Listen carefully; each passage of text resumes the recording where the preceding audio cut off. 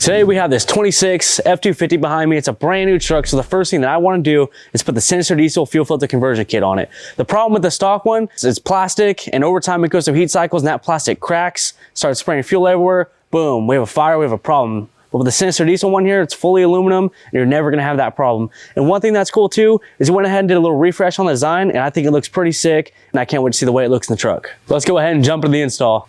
This is one of my favorite installs to do, guys, because it is so simple. So the first step here, locate your filter right here, and it's super easy. You got 3 little clips right here. If you guys have a truck that's 15 and under, you'll only have 2, but anything above, you have the 3 fuel lines here. So the first thing we're gonna do is there's just these little tabs right there. You just push them together and push the clips up just like that. And now we can pull our fuel lines off. There's 1, there's number 2, and number 3 right here. And one thing I like to do too before I pull these lines off is I'll get some rags and just kind of put it under it, so there might be a little fuel that comes out, but now it's going to soak it up. And you just go ahead and pull your old housing out. Just kind of be careful because it is full of fuel here, so make sure to tip it back just like that. We got the old one out. And before I go ahead and install this, just to let you guys know, when you guys go to change your filter, it's super simple. Same exact thing we just did. Pop your lines off, and you pop this guy out, and then you get yourself your new bulb and filter and screw it right in. Super simple. This is a brand new setup, so I'm gonna go ahead and screw my filter on here. Just like that.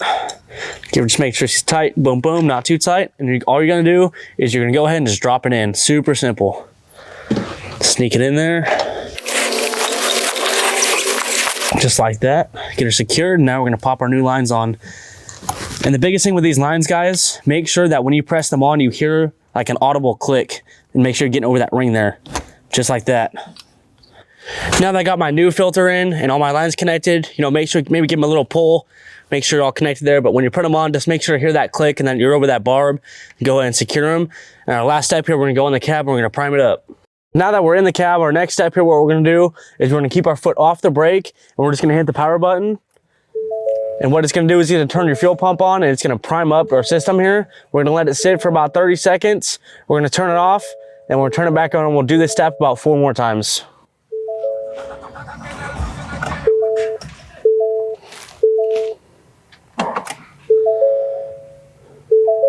If you guys wanna go ahead and grab one of these conversion kits or anything else we offer, go ahead and shop at sinisterdiesel.com.